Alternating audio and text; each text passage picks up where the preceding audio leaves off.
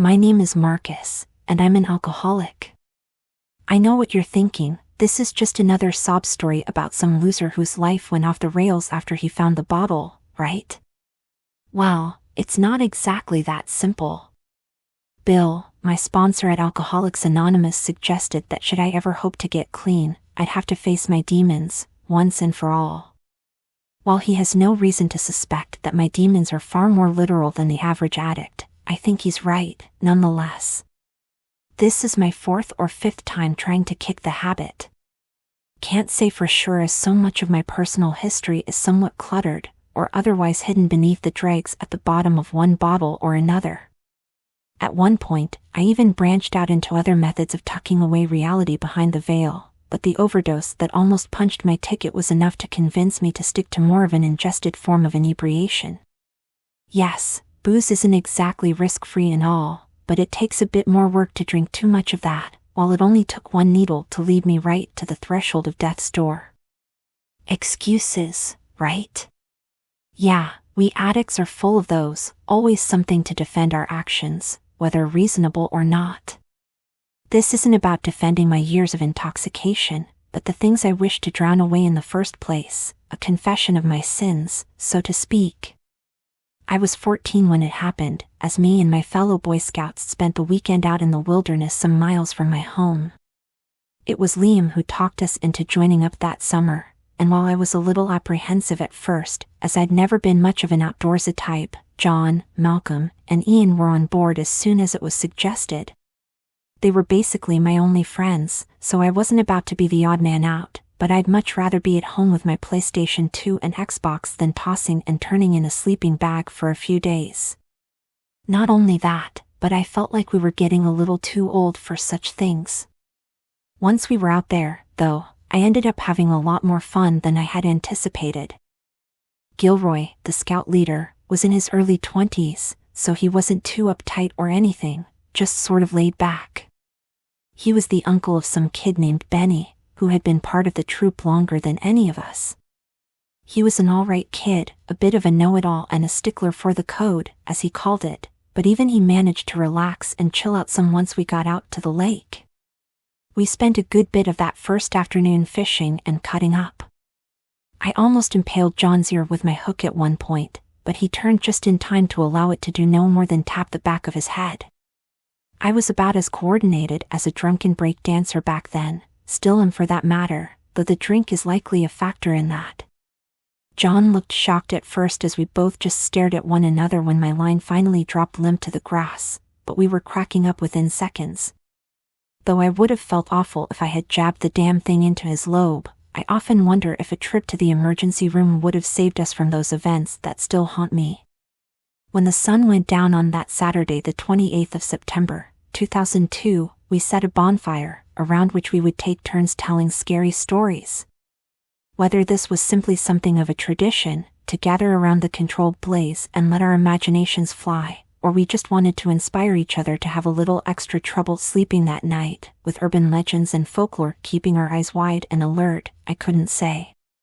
Whatever the case, I was a little excited about this, as I had always been the creative child, while my older brother had a more intellectual and logical mind. When we were just kids, I assumed that was my father's way of avoiding saying I was the stupid one, as he was quite the intelligent man himself, but I loved my ability to daydream about far-off and wondrous places. These days, my creativity only tortures me even more with the things I've been through.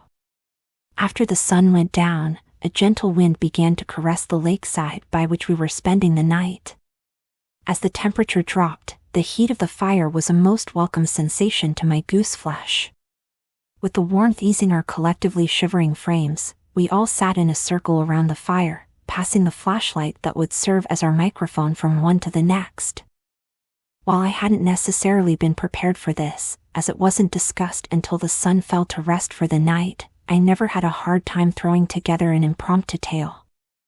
I barely paid attention to most of the stories that would come before mine, as I was mentally preparing for the task at hand, one that I was most certainly taking more seriously than anyone else. That's what I thought at the time anyway. The first handful of tall tales couldn't so much as break through the wall formed around my inwardly mapping out my tale. The fifth kid to speak up, Reggie, I think was his name, almost grabbed my attention, but when the climax ramped up to something bordering on intense, the boy in the story woke up, revealing it was all just a dream in the end. I know these were just silly campfire stories told by children anywhere from 10 to 14, but I always saw that sort of ending as a cop-out, even if it was just made up on the fly by a 6th grader.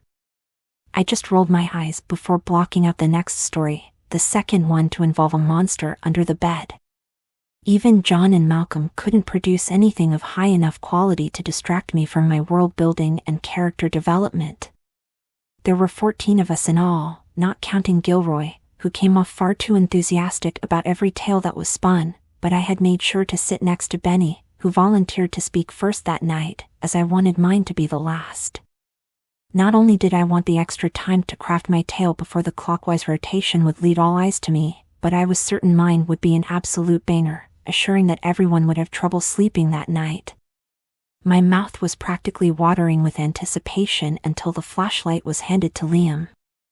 From the second he began to speak, I couldn't hope to distract myself from his story, one that sticks to my mind like Gorilla Glue to this day. With the light shining under his chin, as was the tradition for such tales spun around a fire, his voice sounded both somber and sinister as he spoke. While other kids had joked and laughed during every story that came before, nobody spoke during this one, nor did even one eye drift from the boy highlighted by the illumination of the torchlight and flickering flames. Whether it was the words he spoke or the way he spoke them, I can still recall every syllable, even after all these years. He called this tale The Betrayal of the King. Barnaby King was not a child that any parent hoped for.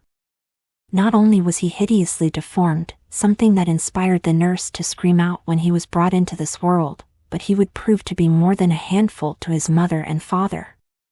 He did not cry when he was born, nor did he scream out from the shocking and jarring transition into this world, only gazed up at his mother with those tiny, black, and empty eyes. While Catherine and Harold King were in equal stages of horror as they stared down at their newborn abomination, they attempted not to reflect this feeling to one another, only to bravely face the cards they had been dealt. As the years passed by, the Kings would turn away visitors to their home, even their parents who had hoped to be a part of their grandson's life. While they never explained the reasoning behind why they would refuse them entry to their home, it would never stop their loved ones from trying. It was Harold, more so than Catherine, who would not allow young Barnaby to be seen by any prying eyes. Whether it was shame that inspired this or simply those fears he would never speak aloud, his wife was uncertain. Of course, she shared his feelings, regardless of how hard she fought to convince herself that she loved her child. Yes, his nature seemed as grotesque as his face, but she hoped she could find a way to change both aspects for the better someday. By the time Barnaby reached his 10th year in this world, his parents had him confined to the basement. This was something that they were certain was necessary after he began his late-night outings some months prior to the decision to essentially imprison him.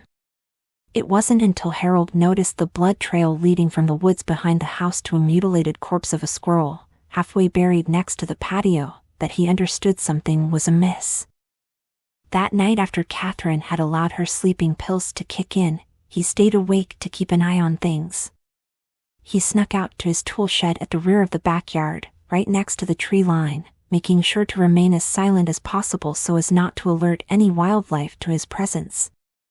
Though he had a sneaking suspicion of who indeed was responsible for the strewn-apart remains of the forest creature, he desperately hoped he was mistaken. When he saw young Barnaby stealthily creeping from the back door through the split wood of the shed's wall, he felt his back tense with the knowledge that his first impression had been the right one. The boy darted those black eyes from one side to the other as he snuck softly across the yard, hunched over with slick drool seeping from that enlarged and low-hanging underbite. Finding himself reluctant to follow his son into the woods as he watched him pass his view from the shed, Harold realized he had not fully thought this through. Yes, the boy was small for his age, but his father still wore some scars left in the wake of the jagged teeth from those early years.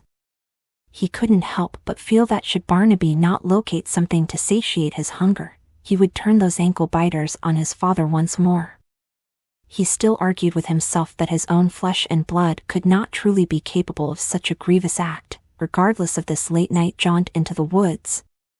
It was as he waged this inner debate, uncertain of how much time had passed, that he noticed his son coming back into view.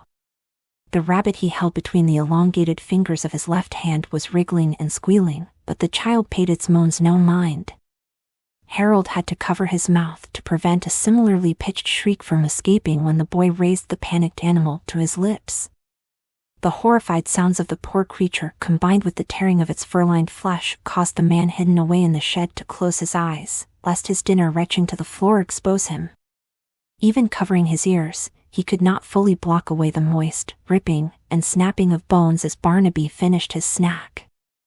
Once those gruesome noises dissipated, a reluctant Harold glanced back through the split wood to see the boy still holding what was left of the blood-soaked rabbit in the hand that hung below his knees. Again he glanced from one side to the next as he approached the house, kneeling and pulling away a loose board beneath the patio, stashing the beast away. After the work was done, he crept back into his home, taking one more glance behind him. Harold could swear that blackened eye gazed directly into the wide and trembling one that peered through the gap in the wall, but when his son gently closed the door behind him, he finally allowed a shaky breath to escape his lips. Surprisingly, it wasn't difficult to convince Barnaby to relocate to the basement, though at the time, he was not yet aware he would remain locked away behind a heavy and padlocked door. Harold had performed the renovations himself, being quite adept in working with his hands, as any seasoned contractor should be. He was just as glad of the soundproofing as the sturdy walls and doors by the time the boy understood his new circumstances. The Kings would make sure their son was fed through a slot in the door. He had a full bathroom, fitted with a shower in his apartment below ground level, as well as cable, gaming systems, and plenty of books to entertain him. These measures were taken to ease their conscience, more than their son's needs, of course, but it was enough to help them sleep at night, as well as resuming activities they had not indulged in since Barnaby came along. When Lillian was born, something that filled the couple with terror, as they feared another demon spawn had taken root in Catherine's womb, they were thrilled to see that they finally had the child they had always hoped for. She was the light of their lives, and just as beautiful as her mother was at such a young age. Naturally, they planned to never introduce their children to one another, something that would require a lot more work as she grew older. Seasons came and went, each one bringing new and wonderful experiences with the Kings and their little girl. She was a well-behaved child for the most part, aside from the time she got in a scuffle with a boy at school.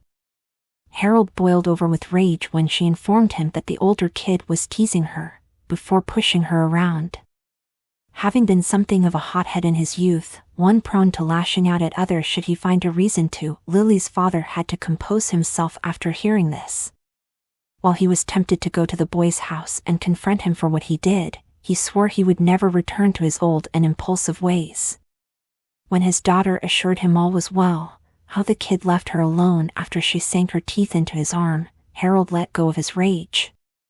He was, however, quite concerned about the possibility of Lily having ingested any of the blood, had she even bit down enough to break the skin. While she understood his concerns, especially with all of the potential illnesses out there that she may or may not have exposed herself to, her father was relieved to hear she had not caused any more than some bruising with her bite. While the Kings would attend every event they could at their daughter's school, talent shows and plays, track meets, and all, they felt no guilt about neglecting Barnaby. Lily was an outgoing girl with a great many friends, and her parents did everything they could to please her, while only granting minimal efforts to assure themselves that their son maintained his sorrowful existence.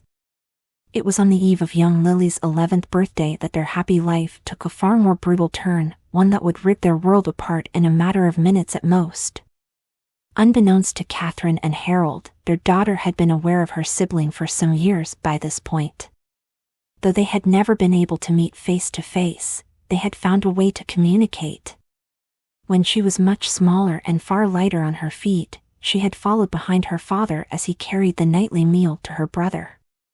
While they always made sure she was otherwise occupied or distracted when one of them would make those excursions to the basement, twice a day, the Kings had not noticed that she had grown steadily more aware of their more erratic behavior at those times of the day. Being a curious child, as many would be under such circumstances, she planned out her investigation for a solid week before taking the plunge.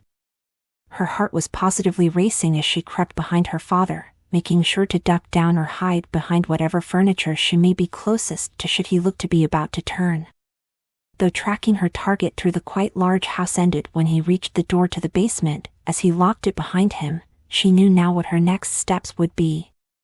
Harold kept the keys to the entrance to the stairway that led to the apartment below hanging with those others from the loop of his belt. She would have to work more stealthily than ever to retrieve this while her parents slept, but she was certain she could pull it off. When her loving guardians tucked her in that night, she would not allow sleep to take her. While it wasn't easy to keep herself awake, especially given the fact she had to resist the urge to play or otherwise occupy her mind in the darkness of her bedroom, she managed to battle away slumber. It was around 2 a.m. that she made her move, creaking open the door to her room before approaching the one occupied by her folks.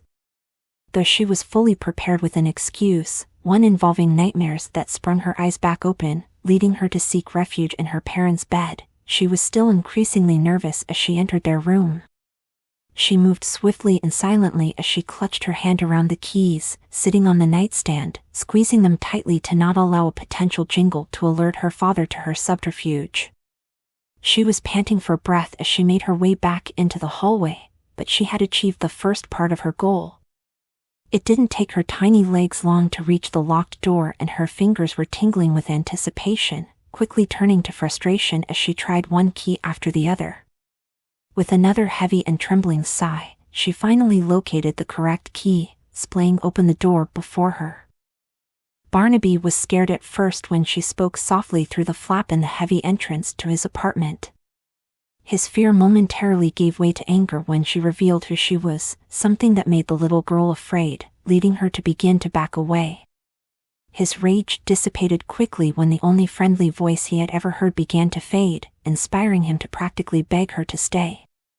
For hours they spoke that night, eventually allowing the boy to grow comfortable with his sister enough to lean his face down to the thin flap through which his meals were delivered. She gasped at first, even seeing only the portion of him that she could make out, but when she reached her tiny fingers through the slender opening to touch the rough texture of her brother's cheek, he felt a warmth he had never known. Before Lily returned to her bedroom, Barnaby confessed to his sister his efforts to escape. While he had achieved no more than the slightest of splits at the top of the wall between him and the outside world, over years of scraping away at it with the plastic cutlery provided with his meals, it was enough for something. Each day from then, sometimes multiple times if the coast was clear enough, they two would pass notes back and forth. Though Lily would occasionally make late-night stealth missions to converse with her brother, she could not risk overdoing it, as her father could be quite perceptive at times. Still, while she had all in life for which a girl could ask, she finally had that one thing that money could not buy, an older brother. After 3 years of such meager forms of communication, Lily swore to her brother that she would set him free. Being that she had only heard his version of the things that left him hidden away from the world, she saw him as the victim in this, while her beloved parents were somewhat nefarious in so many ways that she never could have predicted. While the keychain she would sneak away with in the wee hours of the morning did not include those that would unlatch the numerous locks Barnaby was imprisoned behind, it would take weeks for her to uncover where the ones she needed were hidden. It was on a school day in midweek when she would ultimately track them down, having convinced her loving guardians she was in no fit state to leave the house. Given that she had never shown the slightest signs of irresponsibility to her mother and father, they did not question her motivations, though neither of them could stay home with her that day, as they had their own responsibilities to attend to. She assured them she would not need a babysitter, something that took some effort to persuade them on, but she could be quite the talented actress when she wanted something badly enough. Having shadowed her father for those weeks leading up to the planned jailbreak, she saw that he would always return to his study after dropping off the daily meals to his son. Though he would close the door behind him, she still managed to take a peek through the keyhole. It was then that she was able to see him inspecting the contents of a drawer on the left side of his desk. He only took a glance before closing and locking it, but she assumed it was a ritual of sorts, to ensure the keys to his son's prison remained untouched. Though Harold had his keychain looped to his belt as he reluctantly headed to work that morning, Lily saw no reason to leave things as she found them this time. It would be very clear what had transpired when he would return that evening, that his prisoner had been freed. The crowbar she found amongst the other tools in the garage made quick work of the drawer, even with the desk being seemingly made of quality materials. When she looked upon the only contents, the ring of keys she had hoped to find there, Lily wasted no time in sprinting to the basement, using the crowbar once more to spring open the door at the top of the stairs. Though it took some time to decipher which key went to which lock, that only made her smile that much more genuine when she truly looked upon her brother, face to face, for the first time. Yes, those small, blackened eyes and low-hanging jaw, lined with needle-thin teeth, unsettled her somewhat, even with the teasing glances through the slot in the bottom of the door. The small, upturned nose and pointed ears, with scraggly long ginger hair hanging beside them, were equally as jarring, but his expression, if that's what she could call it, only held love behind it.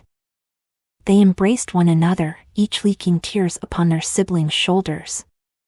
Barnaby had never known this sensation, to truly feel wanted and adored.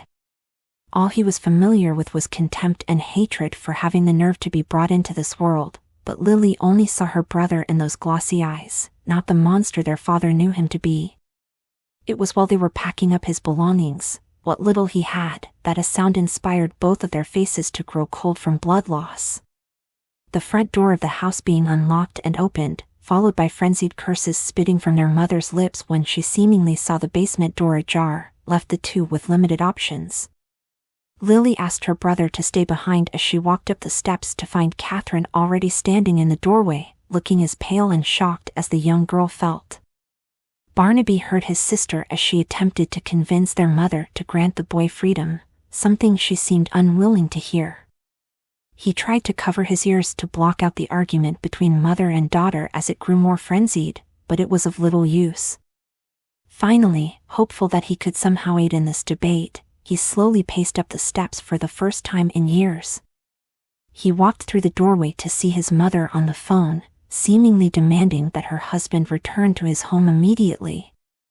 She screamed so loudly when she turned to see her son, that Barnaby thought her hair may just turn white from the shock. As it was his father who would bring him his meals, he had not so much as heard Catherine's voice in so long, let alone seen her face, but he could easily recognize that expression of hatred and disgust she gave him. Be it from the trembling of his extremities, or just the shame of those old familiar looks the sight of him would bring, he was only vaguely aware of what happened next, at first, anyway. As he and the woman who birthed him stared at one another, each in their own initial stages of anguish, their shared expressions turned to horror when little Lillian leaped on her mother, sinking her teeth into the meaty tissue of her throat. As the blood practically gushed against the walls, Barnaby fell to his knees, barely able to wrap his mind around what he was witnessing. When his sister pulled her head back, tearing away the grizzled and sticky fibers, her mother just glared at her in shock as she fell to the floor. "What did you do?"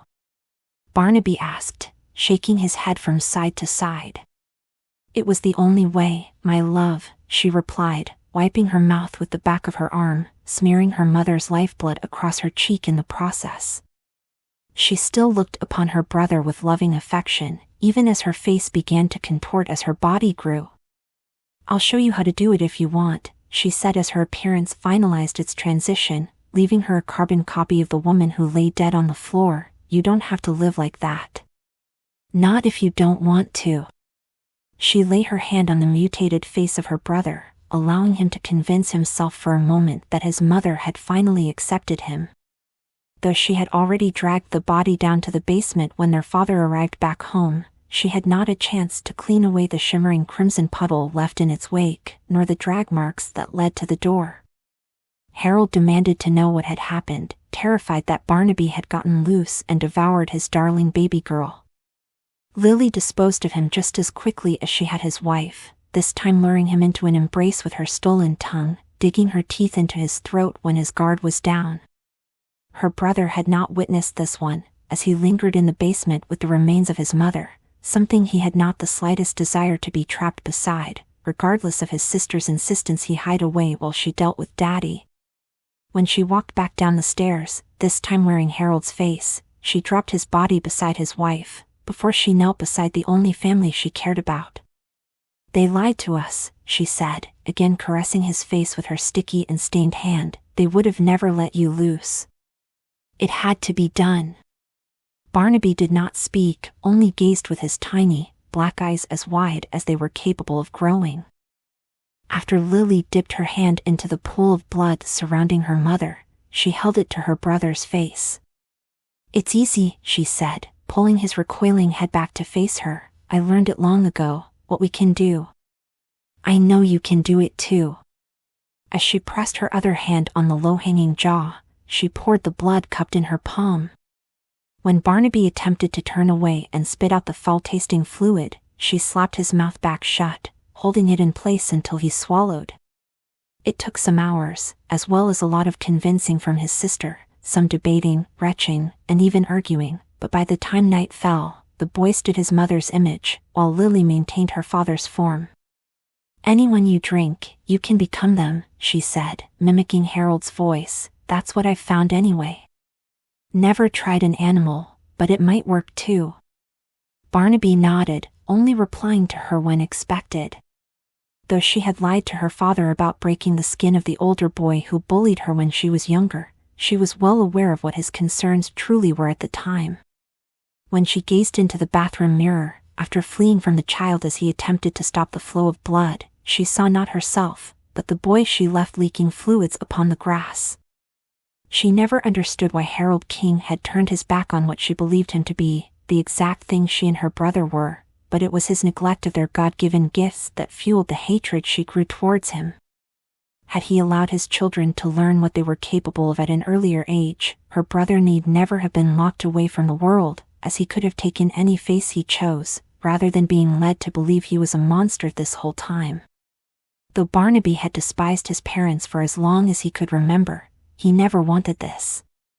He was ashamed of these baser instincts that led him to feed on the wildlife behind their home when he was far too young to understand why. Admittedly, he could have never predicted this, but he would not continue to be a part of it, that much he swore to himself.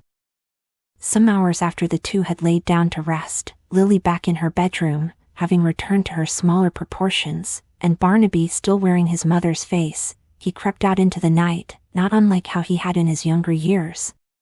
He would not seek out anything to fulfill those once forgotten urges, nor would he return to the house in which he had been imprisoned. While he did love his sister, he could not stay with her, not after witnessing what she was capable of. The young girl was heartbroken when she awoke the following morning to find no trace of her beloved brother. Her temper raged, inspiring her to beat holes in the walls and tip and break the furniture her parents had worked hard to accumulate. As time went on, she grew bitter and resentful of the one she had set free, the one she had killed for. She swore she would track him down someday and make him pay for leaving her alone, something she was now so close to, she could practically smell his fear. Every eye around the campfire was glued to Liam as he finished his tale, as he cut his gaze from one of us to the next.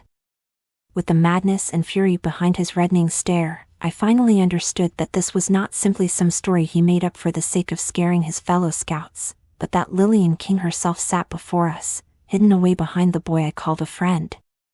I couldn't help but wonder, as he continued to drift his widened eyes from one of us to the next, if this was the same kid I had known for a few years now, or if Lillian had only recently claimed his image for herself. That inner debate was the least of my concerns at the time, however, as the rage behind his glare seemed to be shining through so much more intensely as he blinked between us. Even Gilroy, the one who was supposed to be the responsible adult, taking care of us kids, was just staring on with his lower lip quivering.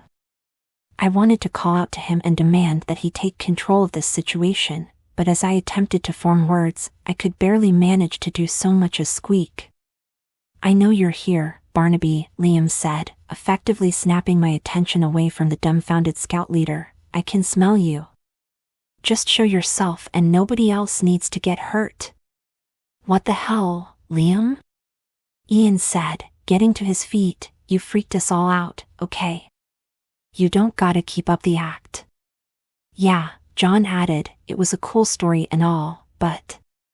Shut up. Liam barked, staring knives at those I thought to be his friends. I know that neither of you is him, but I swear I will gut you both if he doesn't man up and face what's coming to him. With that, while my eyes darted from the boy I thought I knew, to the two whose expressions quickly transitioned from agitated to stunned, the scuffling of feet broke me from attempting to wrap my mind around everything. Whether it was the fury behind Liam's words that sent everyone running in varying directions or that hateful malice behind his gaze, I couldn't say, but when he screamed out in anguish after the others scattered, I felt inspired to flee as well.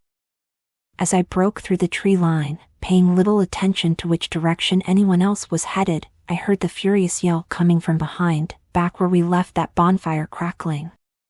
I still wouldn't look back, even when the scampering footfalls around me grew more muffled, signaling that I was likely alone on my chosen path of retreat.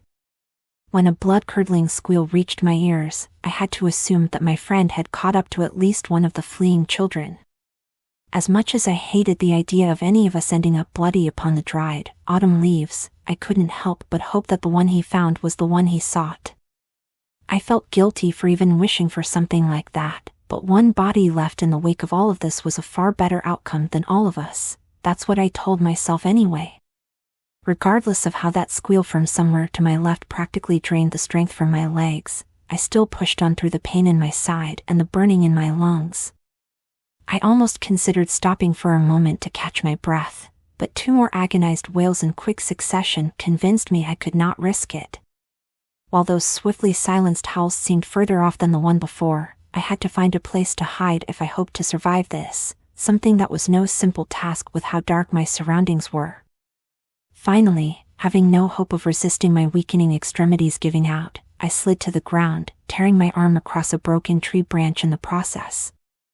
I wanted to curse aloud when the jagged would split my flesh, but I slapped my hand to my mouth before my skidding across the leaves came to a halt. As I lay there, gripping one hand around my leaking wound and the other over my mouth, biting down to keep from screaming out from the pain and fear, I could make out another sound over that of my quickly paced heartbeat. The feet crunching across the dried leaves belonged to more than one person, but I couldn't tell if they ran side by side or if one was chasing the other.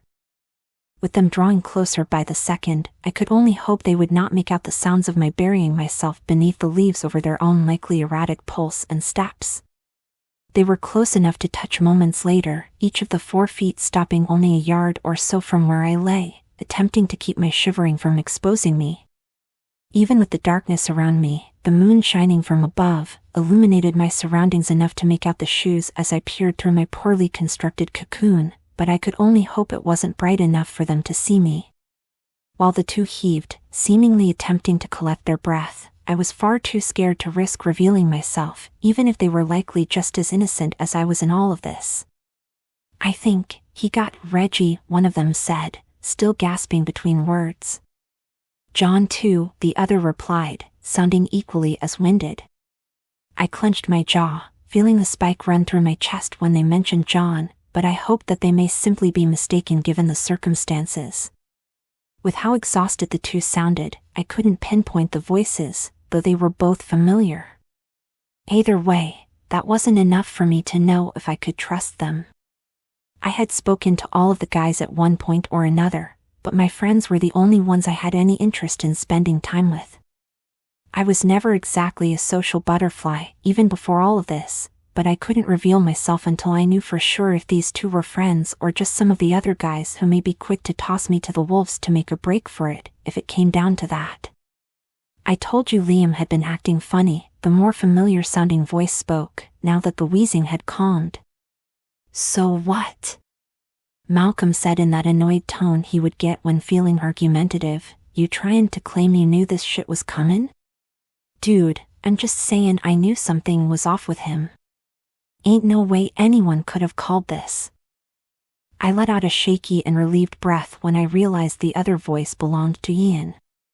Suddenly feeling almost desperate to share the company of friends, I grew more aware of how ridiculous I had been acting. I almost wished I could just slink away unnoticed, to show up on foot, claiming that I couldn't believe I found them. That would likely have been far less embarrassing than the way things went. Don't freak out, guys, I said, pushing a hand through my blanket of leaves like a newly reincarnated member of the undead, breaking free of its coffin. What the? Both voices said, combined with a few more colorful words. It's okay, I said, finally sitting up straight before pushing up from the ground. It's me, I chuckled, feeling my face flush. Holy. You scared the shit out of me, Ian said, holding a hand out to help me up. Keeping my voice low, I explained to them somewhat of my motivations behind smuggling myself away beneath the leaves, something that made us all laugh a bit, though mine were not quite genuine, being still a bit awkward and ashamed. When we calmed back down to something more somber, Malcolm told us what he'd witnessed. John, it would seem, was indeed dead, or at least in pretty rough shape. From what he saw as he ducked behind a thick tree when Liam came leaping out of nowhere, our friend didn't have a chance to avoid the teeth chomping into his neck. I just knew I was screwed when he was done with him, Malcolm said, staring down at his feet. I stayed tucked behind that tree, feeling like I was gonna puke. I just knew he was coming for me when I heard him stomping closer, but when someone yelled from a ways off, he took off after them. I didn't move again until I was sure he'd gone, then I didn't stop running until I come across Ian. Damn near gave me a heart attack too, Ian said, gripping his chest. Ian had seen Liam tackling Reggie from a distance, but he didn't stick around to see what happened next. We all got silent for a few minutes, each of us reflecting on our shame for leaving our friends behind. It was that very thing that left us so distracted when someone else came plundering toward us. Run, he called out as he pushed through the trees. He's coming. Ruin. Before I had the chance to fully take in the sight of the only adult who had shared our company tearing through the branches, I felt him slam into me. Having paid little attention to my surroundings, what I could make out of them anyway, I was not only shocked by the impact of the shaggy-haired, lanky man, but of the steep hill we found ourselves rolling down second later. Marcus, Ian called after me, only moments before his ear-piercing shriek interrupted whatever he had hoped to say next. In all honesty, I can't say whether it was he or Malcolm who released that agonized wail, but that would be an unnecessary debate when the other joined in. When the twin chorus of horrified howls turned to gargled coughs and splutters, I was barely aware of the snapping of my ribs against the rocks and twigs I rolled across. When our tumble came to a halt, I felt my consciousness struggling to hold on, before everything faded before my eyes. Somewhere in the back of my mind, I was screaming out to my body, begging it to reawaken before my old friend caught up with me. When my eyes blinked back open, I was immediately aware of the significant amount of pain my body was in, as well as the guy my limbs were entwined with. From where we now lay, sprawled out at the base of the hill, there was far less light, making my new surroundings all the more hidden behind the darkness, but the pain I was in was as clear as day. You okay? I said, wincing from the agony screaming from my ribs as I nudged Gilroy. I think so, he replied, slipping his legs from mine. I felt around the ground, hoping to find it level enough to attempt to push my broken body from its grip, but when I finally got to my feet, I was sure my eyes were playing tricks on me, or that the darkness was messing with my head. When I turned my gaze to that of the scout leader, the one I and my fellow scouts had put our faith in, I did not see the shaggy-haired, skinny man, but my spitting image staring back at me. What the hell, he said, backing away from me, holding his hands out before him. No way, I replied, unable to think of anything else to say, other than questioning why he was backing away from me when he was the one who stole my face. As we just stared at one another, both of us wearing the same slack-jawed expression, something in the back of my mind was yelling at me to start running again. While just about every inch of my body was in pain, I knew I had to convince my legs to get moving. Not only was I fully aware that I was face to face with Barnaby King, but I was certain that his vengeful sister would not simply have taken for granted that her work here was done. It was as my mind was conjuring these facts, wrestling through the clutter of everything else this night had presented me with, that I felt the breath on the back of my neck. You're the only two left now, a voice spoke from behind me, not that of my friend, but a more feminine tone. You could have made this so much easier, you know that, right? It's your fault they're all dead. The voice was emotionless, yet graveled in a way, youthful and aged at the same time. Though I was frozen in place, as was the other kid wearing my skin, I felt my body seemingly move of its own accord, turning in place to look upon what would surely be the last thing I ever saw. While my subconscious fought to sprint away from my inevitable demise, my eyes' desperation to see what had become of Liam took the wheel. When they met the empty stare of what stood there, the horror of what I looked upon threatened to stop my heart before Lillian King would have the opportunity to. I couldn't tell if the thing was smiling, or if it was just the effect of that exaggerated underbite, hanging low, with those needle-like teeth stained with the blood of my fellow scouts. It looked like the face of an anglerfish, but with slightly pointed ears in place of the fins on each side. Those small, spherical, black eyes glared into me, with nothing remotely human behind them. I felt my feet shuffling against the dried leaves that still wore my blood, steadily backing away from this creature as its body heaved with breath, contorting the stretched and torn uniform that was wrapped around its slender and hunched frame. I couldn't take my eyes off it, even when it began to move in closer, closing the small gap I had made between us in 2 long strides. "Oh, Lillian?" I said, almost hoping I could reason with it. It nodded in response, not so much as blinking those hauntingly dark eyes. Had she altered the story she told us to switch her and her brother's places? Was she the deformed and forgotten one, while he was the favored child of her parents? Could this be the true form of whatever her father truly was, what he was ashamed to have passed on to his son? At the end of the day, when all of this was said and done, I suppose none of these questions would matter. As soon as I felt those lengthy teeth dug into my already shredded shoulder, I knew my curiosities would die with me. She wasn't aggressive with her bite. In all honesty, there was something of a tenderness to the way she dropped one hand over the side she wasn't chewing on, with her other pressed to my lower back. When she pulled back, tearing away a strip of my flesh with her, allowing the blood to gush from the open wound, I closed my eyes as I fell to my knees. "Run," my clone called out as he attacked my would-be murderer, pushing me back as he tackled her, saving me from her following attack. Though my shirt was heavily dampened by the constant flow of my bodily fluids, I needed no second demand to encourage me to get moving. It wasn't easy to push one leg in front of the other, not at first anyway.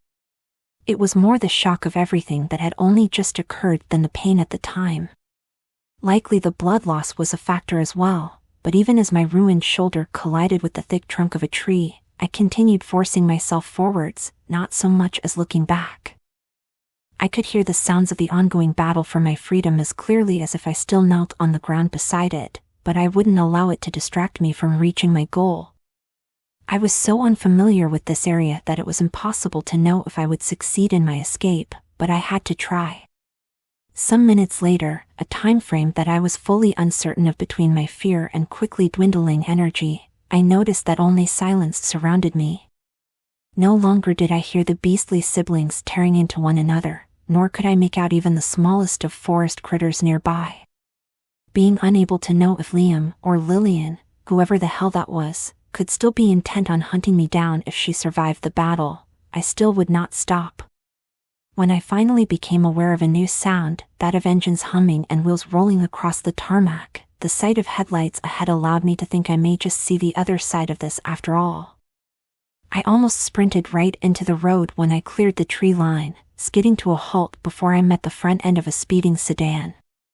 I screamed out with every ounce of energy I had left, praying to the gods to allow my pleas to be heard by someone, anyone.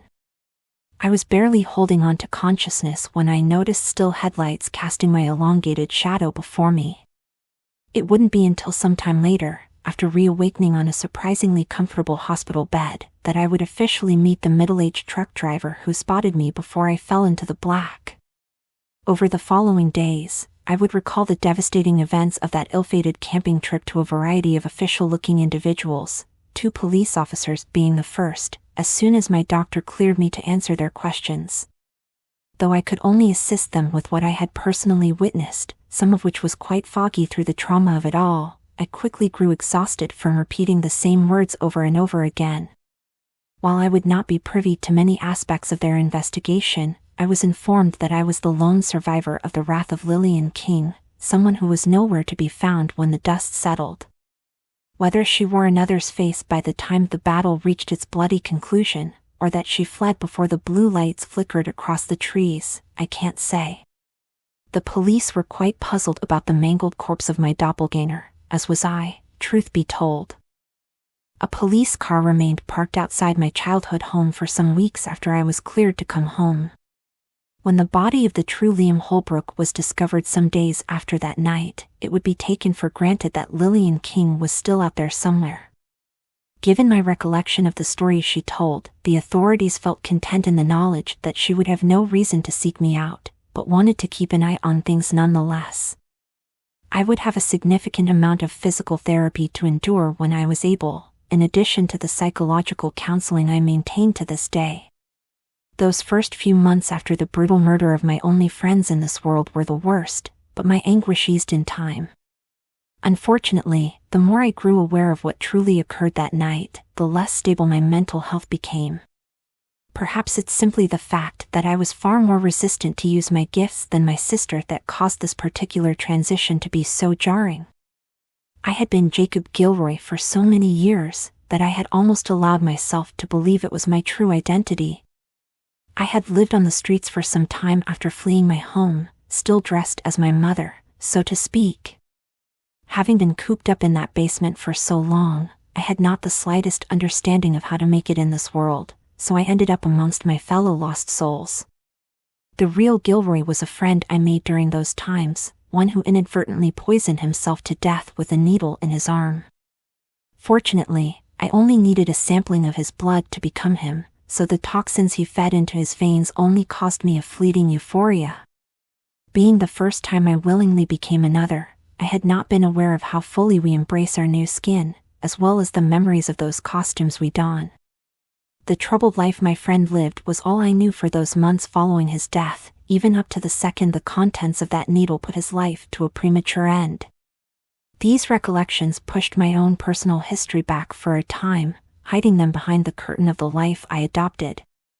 I even felt scared when I saw the face I wore upon the dead man before me when I reopened my eyes. Seeing this as a sign, I managed to get my life together, Gilroy's life, that is, but Gilroy I was, for all intents and purposes. Once my fractured brain rebuilt the memories of my true lineage, I maintained those I had adopted as well. It can be distracting, mind you, carrying multiple lifetimes in my head, understanding which memories are my own, and which ones I stole, but I can only imagine how many poor souls my sister has locked away in hers by this point. Why I never stole the full experience of my mother's existence, I cannot say. Perhaps it was simply the fact that she was my blood. Maybe it was due to my resisting that first change. I suppose there are some aspects of my life I may never fully understand, nor the facts of what I even am, for that matter.